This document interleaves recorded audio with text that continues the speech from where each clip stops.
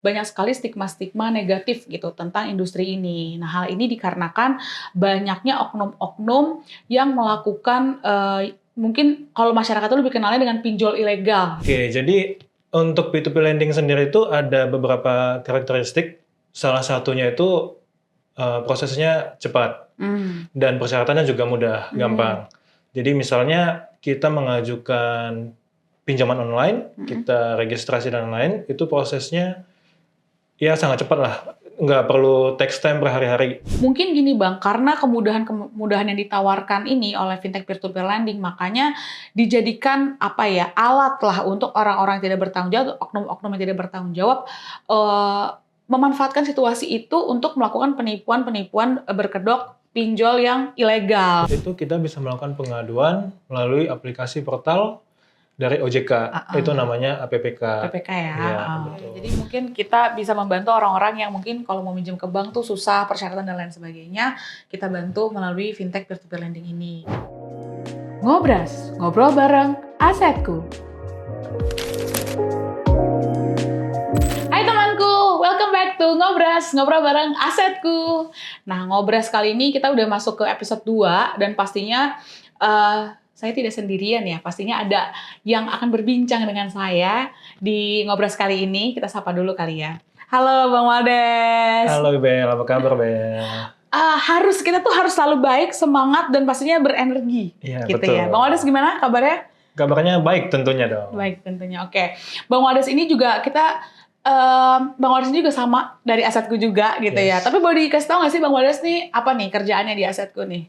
Oke, kalau saya sendiri itu dari business development and partnership. Partnership, oke. Oke, jadi kesehariannya ya kita coba melakukan research untuk bisa expand juga bisnis-bisnis kita di Asetku dengan cara bekerja sama dengan perusahaan-perusahaan lainnya tentunya.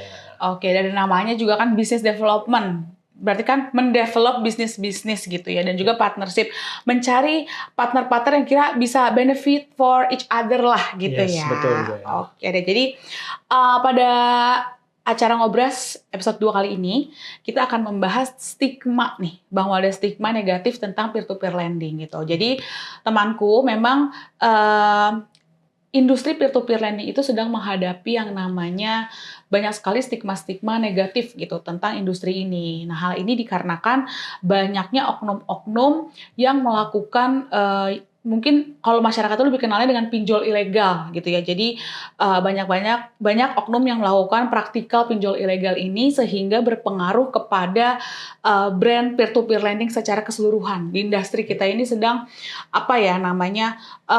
memerangi itulah gitu. Jadi otoritas dan juga asosiasi dan tentunya semua pelaku fintech peer-to-peer lending ini bekerja sama untuk memberantas yang namanya stigma-stigma negatif yang ada di industri fintech peer-to-peer lending. Nah, gimana nih kalau dari Bang Waldes kira-kira mungkin bisa jelasin lebih detail tentang stigma-stigma negatif di fintech peer-to-peer lending? Oke, Bel. Iya, jadi setuju dengan yang udah disampaikan sama Iqbal. Jadi stigma negatif itu kayaknya semakin banyak ya di media, di publik tentang pinjol.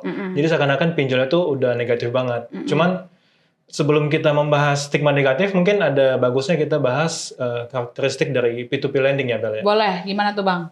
Oke, jadi untuk P2P lending sendiri itu ada beberapa karakteristik. Salah satunya itu prosesnya cepat dan persyaratannya juga mudah, gampang. Jadi misalnya kita mengajukan pinjaman online, kita registrasi dan lain-lain, itu prosesnya ya sangat cepat lah, nggak perlu text time berhari-hari. Beda dengan konvensional ya. Kemudian dari persyaratannya juga kita hanya membutuhkan KTP dan bank account saja. Jadi kita sudah bisa registrasi untuk mengajukan pinjaman. Kemudian salah satu karakternya itu tidak mempunyai batas waktu dan tempat, Bel. Jadi dimanapun, kapanpun, anytime, anywhere bisa nih gitu dipergunakan. Betul sekali, Bel. Jadi kapanpun kita membutuhkan, ya kita bisa melakukan pengajuan selama ya itu tadi kita mempunyai bank account dalam negeri dan juga kita sedia KTP. Gitu. Sama ini nih Bang, harus punya perangkatnya, yaitu handphone Oh yes, dan juga betul, internet ya. betul, Bener ya Bang ya, betul. itu syarat utama tuh, karena Benar. biasanya kita application based tuh, jadi harus punya Iya. handphone dan juga tersambung dengan internet ya Bang. Betul sekali. Oke. Apalagi Bang? Oke, kemudian untuk karakternya salah satunya lagi itu bunganya lebih tinggi. Jadi berbeda dengan konvensional, ya bunga di fintech P2P lending ini relatif lebih tinggi. Ya. Mungkin karena juga kemudahan yang ditawarkan, terus juga tidak ada batasan waktu dan tempat, makanya itulah substitutnya adalah ke bunga tersebut. Oke. Kemudian ya salah satunya lagi itu dananya tidak dijamin. Berbeda dengan konvensional, ada lembaga yang menjamin. Tetapi kalau di fintech P2P lending itu dananya tidak dijamin. Oke. Berarti kalau dana tidak dijamin, resiko itu berada di pemberi dana atau lender gitu ya, Yes, berarti betul, ya. Oke, betul. tapi kalau di asetku teman-teman gak usah khawatir ya, karena kalau misalnya mau jadi lender di asetku, untuk memitigasi resiko kita tuh ada yang namanya asuransi pendanaan gitu. Ya betul ya Bang ya. Jadi tadi kalau dari segi kemudahan dan lain sebagainya ada resikonya juga, namun memang kita juga menyediakan sarana untuk memitigasi resiko tersebut. Oke. Nah, mungkin karena kemudahan-kemudahan tadi ya, dan juga kalau misalnya yang ini nih Bang, yang yang konsumtif itu tidak memerlukan agunan. Yes, gitu betul. Ya. Benar. Berbeda sama konvensional kan. Kalau misalnya konsumtif harus ada agunannya juga. Tapi kalau di P2P lending ya tanpa agunan sama sekali. Sama sekali. Oke. Nah, jadi mungkin gini Bang, karena kemudahan yang ditawarkan ini oleh fintech peer-to-peer lending, makanya dijadikan alat lah untuk orang-orang yang tidak bertanggung jawab, oknum-oknum yang tidak bertanggung jawab, memanfaatkan situasi itu untuk melakukan penipuan-penipuan berkedok pinjol yang ilegal. Seperti itu. Dan mungkin juga karena kurangnya literasi keuangan di masyarakat, makanya kenapa masyarakat juga jadi banyak yang kena nih, gitu. Betul makanya ini aku juga nggak capek-capek untuk mengingatkan memberitahu ya kepada temanku bahwasannya memang tingkat literasi dan inklusi di Indonesia itu tidak jalan lurus Bang gitu. Jadi memang tingkat inklusinya lebih tinggi daripada literasi. Makanya asetku sebagai salah satu penyedia jasa fintech peer-to-peer lending itu terus-menerus nih kita melakukan edukasi kepada user-user kita maupun publik secara umum gitu ya, untuk lebih mengetahui dan lebih bijak untuk menggunakan fasilitas fintech peer-to-peer lending. Nah, ini karena tadi literasinya yang kurang gitu kan, dan juga orang-orang yang terus memanfaatkan situasi ini gitu kan, makanya banyak mungkin masyarakat yang terjebak di dalam melakukan transaksi di pinjol ilegal gitu. Oke Bang, tadi karakternya udah. Nah sekarang stigmanya nih Bang gitu. Stigma apa aja sih yang ada di masyarakat tentang fintech peer-to-peer lending ini gitu? Oke, kalau stigma negatifnya ya di P2P lending di masyarakat itu kebanyakan pertama itu di bunganya yang sangat tinggi. Nah bedanya dengan pinjol ilegal dengan yang sudah legal, bunga harian untuk peminjam itu sudah diatur sama OJK, otoritas betul, lah OJK. Jadi sebenarnya user-user jika melakukan peminjaman itu sebenarnya bunganya sudah fix, sudah diatur berapa. Jadi stigma negatifnya itu untuk pinjol ilegal yaitu mereka memberikan bunga yang berkali-kali lipat dan bisa aja pada saat jatuh tempo pembayaran mereka sudah berkali-kali lipat lagi. Jadi ya itu. Oke, jadi yang pertama tentang bunga gitu ya. Ada di mana misalnya kalau pinjol ilegal itu kita minjem berapa, ngembaliinnya berkali-kali lipat gitu. Padahal sebenarnya kalau teman-teman pinjemnya di fintech peer-to-peer lending yang sudah berizin dan diawasi OJK itu kita ada bunga maksimal gitu ya. Ini kalau di produktif itu di 0,3. 0,3 per hari. Di konsumtif 0,3 per hari gitu. Kalau di produktif itu kalau aku nggak salah maksimal di 0,1 per hari gitu. Bayangkan teman-teman gitu. Jadi kalau misalnya bunganya berkali-kali lipat tuh nggak make sense gitu ya, nggak make sense sama sekali gitu. Apalagi kita juga ada maksimal tuh di berapa gitu. Maksimal tuh di berapanya tuh juga diatur oleh OJK gitu. Itu pertama dari sisi bunga. Apalagi Bang? Oke, yang kedua itu dari tata cara penagihannya. Nah, jadi banyak penagihan-penagihan yang dilakukan itu lebih ke arah intimidasi dan bahkan udah mencakup kriminal juga Bel, stigma di masyarakat. Padahal yang sesuai dengan peraturan itu OJK itu sudah mengeluarkan peraturan tata cara tentang penagihan yang dilakukan ke user-user. Dan juga para penagih-penagih ini itu sudah harus bersertifikasi. Jadi ya nggak sembarangan orang bisa melakukan penagihan. Oke. Ini yang dulu, bukan dulu sih, sampai sekarang pun masih rame di bank gitu kan. Misalnya ditagih, ditelepon setiap hari nggak kenal waktu gitu ya. Terus juga diancam-ancam, nih kalau nggak bayar segala macam kebun binatang tuh keluar semua gitu kan. Nah, padahal teman-teman ya, kalau misalnya di fintech peer-to-peer lending yang legal itu sudah diatur jam penagihannya pun dibatasi. Tidak boleh di malam-malam, di malam hari tuh nggak boleh. Jadi tuh maksimal tuh di jam 8 malam penagihan itu. Gitu. Jadi nggak boleh di atas itu. Gitu. Jadi terus juga kita tidak boleh mengintimidasi, tidak boleh menggunakan kata-kata kasar, apalagi sampai tindakan kriminal yang lain-lainnya, mengancam dan lain-lain, mengancam mau gitu misalnya itu sama sekali tidak boleh ya. Gitu. Sudah menyalahi aturan sih kalau menyalahi begitu. Aturan. Apalagi Bang, habis itu Bang? Oke, selanjutnya stigma negatifnya itu pinjol ilegal ini bisa mengakses data dan kontak pribadi dari user-user tersebut. Oke. Yang dimana seharusnya itu P2P lending yang legal itu hanya bisa mengakses kamera, location, dan mikrofon. Kebalik nih Bang, kamera, mikrofon, location. Oh iya, benar-benar. Jadi singkatannya itu camilan. Betul. Jadi platform-platform P2P lending itu hanya bisa mengakses tiga data itu. Tersebut, ya. Selain itu bisa dikatakan itu pinjol ilegal. Oke, jadi kan yang berita-berita nih misalnya siapa yang ngutang temennya diteleponin, ibu mertua apa segala macam. Padahal sebenarnya itu kan nggak boleh gitu ya Bang ya? Iya nggak boleh.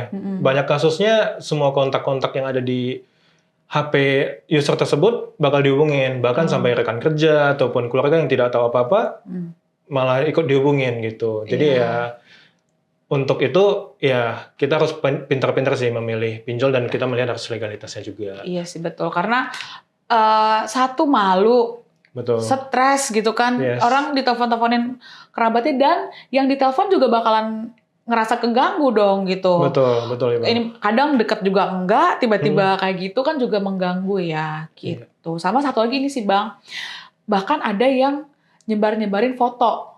Nah, itu juga betul, Bel. Iya kan? Mungkin Bang Wadis juga sering dengar lah beberapa berita tentang itu.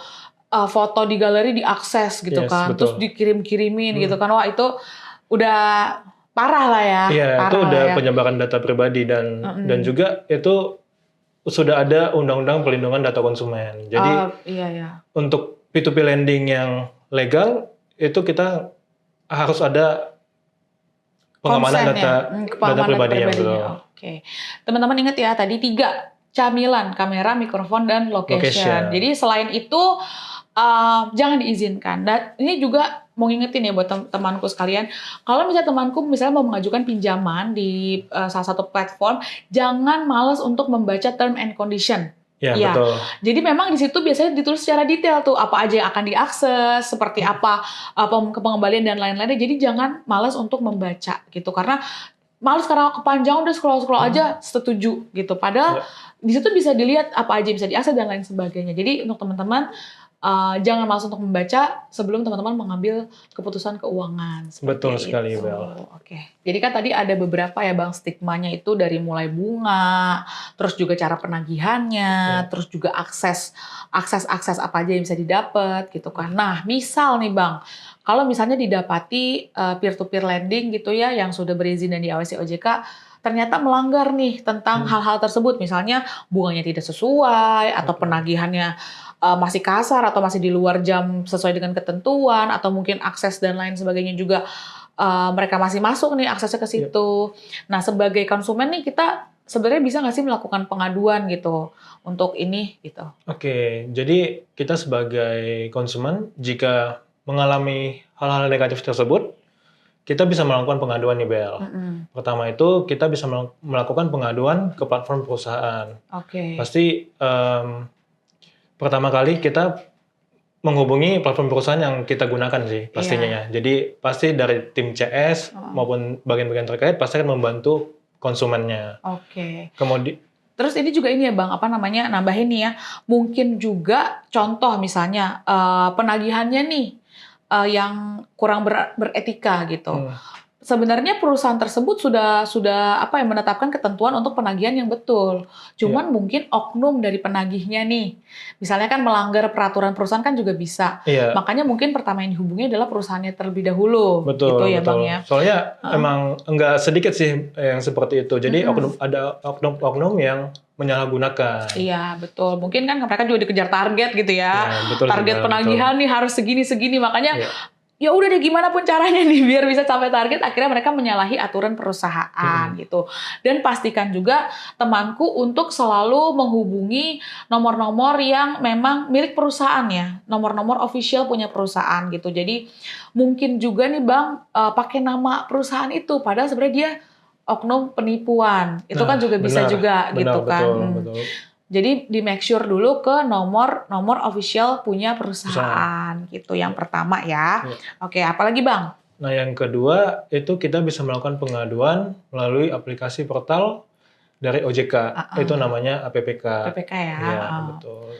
Nah, itu di situ memang itu portal khusus yang disediakan oleh OJK untuk memang teman-teman yang mau melaporkan apa namanya platform-platform gitu ya. Di situ bisa ditulis pengaduannya tentang apa, platform yang dituju apa, kerugiannya apa dan lain sebagainya gitu. Dan Jadi jika konsumen ada keluhan tentang penagihan ataupun hal-hal lainnya, bunga dan segala macamnya, selain ke platform perusahaan, ya konsumen bisa melakukan ke OJK pengaduannya. Betul. Jadi misalnya nih udah lapor ke perusahaan terkait, nggak ada tanggapan, langsung lapor ke APPK itu, dijamin langsung ditanggapi ya gitu ya. Betul. Karena memang maksudnya kalau di APPK itu juga SLA-nya juga diatur gitu, jadi nggak bisa lama-lama menyelesaikannya kayak gitu sih. Dan memang dipantau langsung oleh OJK gitu sih. Apalagi Bang, ada lagi Bang? Oke, kemudian kita di industri ini kan kita mempunyai asosiasi. Betul. Namanya AFPI, Asosiasi Fintech Pendanaan Bersama Indonesia.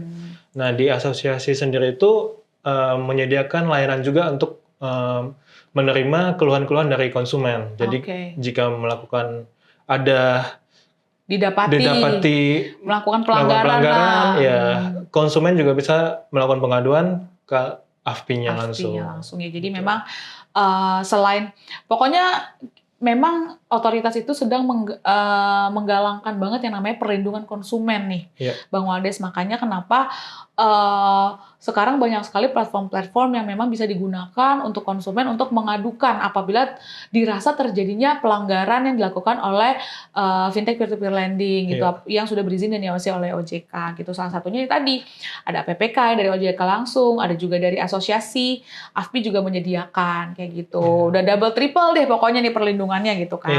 Oke. Ada lagi Bang? Ada satu lagi Bel. Apa tuh?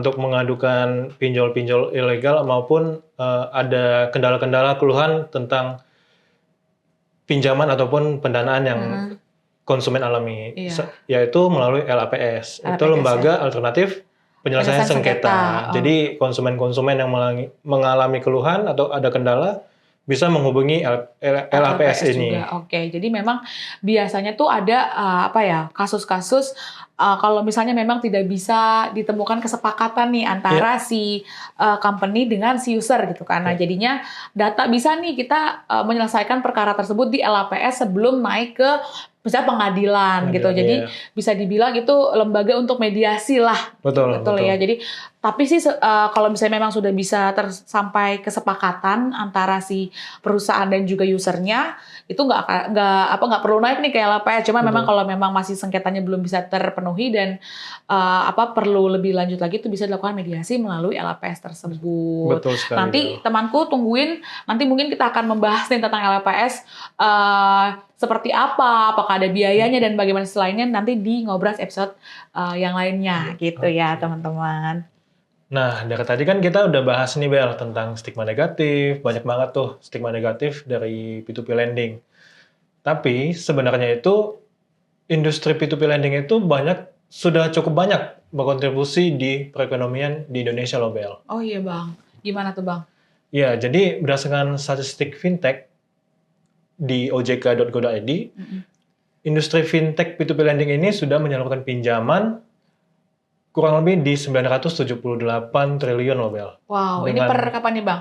Per data September 2024. Di mana data tersebut ya bisa dibilang udah lumayan cukup banyak ya untuk industri yang baru berkembang di Indonesia ini. Betul. Dan juga dari statistik data tersebut, jumlah user borrowersnya juga itu cukup Besar. Itu mencapai 137 juta user. Di mana 137 juta user ini adalah orang-orang yang unbankable dan undeserved untuk melakukan pinjaman di bank ataupun di tempat-tempat lain yang tidak memenuhi kriteria. Jadi mungkin kita bisa membantu orang-orang yang mungkin kalau mau minjem ke bank tuh susah, persyaratan dan lain sebagainya, kita bantu melalui fintech peer-to-peer lending ini. Gitu. Betul. Ya. Dan ini juga dimanfaatkan bisa untuk produktif juga, konsumtif juga gitu ya Bang. Dimana mungkin berarti banyak juga orang-orang yang memiliki usaha kecil menengah gitu atau UMKM yang memanfaatkan fasilitas peer-to-peer lending ini untuk mengembangkan usahanya. Betul. Jadi tidak hanya untuk individu saja, tapi untuk para pelaku usaha juga banyak terbantu. Betul. Iya betul, dan memang dimana kalau misalnya kita usaha kecilnya berkembang, otomatis kan itu juga jadi membuka nih kesempatan orang-orang untuk membuka lapangan pekerjaan juga sekali. Gitu ya. Nah, tidak hanya itu sih Bel. Gimana tuh, jadi Bang? Tadi itu udah data borrowersnya. Nah, dari pertumbuhan lendersnya juga bisa dibilang cukup pesat sih. Jadi per data September 2024 itu pertumbuhan jumlah dari lendersnya itu mencapai 2 juta user. Di mana ya mungkin user-user ini, lenders ini mempunyai dana idle ataupun dana berlebih yang bisa diolah lagi ataupun dikembangkan melalui platform P2P lending. Jadi memang menguntungkan kedua belah pihak juga lah gitu. Betul. Dan juga sebenarnya kalau ngomongin keuntungannya itu bukan hanya secara ekonomi gitu ya Bang, tapi memang itu bisa mengcover lumayan luas lah gitu areanya. Gitu ya. Nah, jadi teman-teman semua nih ya, memang mari kita bersama-sama gitu ya dengan otoritas, asosiasi dan juga pelaku-pelaku fintech peer-to-peer lending, mari kita sama-sama yang namanya mengetahui dan memberantas tentang pinjol ilegal tersebut gitu, dan sama-sama kita juga jadi untuk fintech peer-to-peer lending ini ada nama barunya nih Bang gitu. Oh iya, apa itu Bel? Namanya itu Pindar. Pinjaman daring. Oh, pinjaman daring. Iya, jadi memang kita harus mari sama-sama kita mendukung dan juga memajukanlah industri fintech peer-to-peer lending ini, dan juga kita juga apalagi sebagai teman-teman sebagai pengguna gitu ya harus lebih pintar-pintar lagi memilah-milih lah gitu, mana yang kira-kira memang sudah berizin dan diawasi dan mana yang pinjol ilegal yang tidak ada aturan sama sekali gitu. Iya betul, jangan sampai salah pilih malah menggunakan pinjol ilegal jadinya. Iya, jadinya nanti mau mencari solusi malah nambah masalah. Ya, betul. Gitu ya. Oke, teman-teman kalau kayak gitu Bang Waldes, thank you so much untuk ngobrol-ngobrolnya di hari ini. Seru sekali. Dan nanti kita juga akan ngobrol tentang yang seru-seru lagi pastinya ya. Di episode-episode ngobrol selanjutnya. Thank you juga Ibel, semoga pembahasan kita menjadi literasi juga buat teman-teman semuanya dan masyarakat juga ya. Betul, semoga yang pendengar kita nih menjadi terliterasi, jadi tahu, jadi menambahlah pengetahuannya gitu, terutama tentang industri fintech peer-to-peer lending. Betul, ya. Oke deh, kalau begitu see you on another episode. Bye-bye. Bye-bye.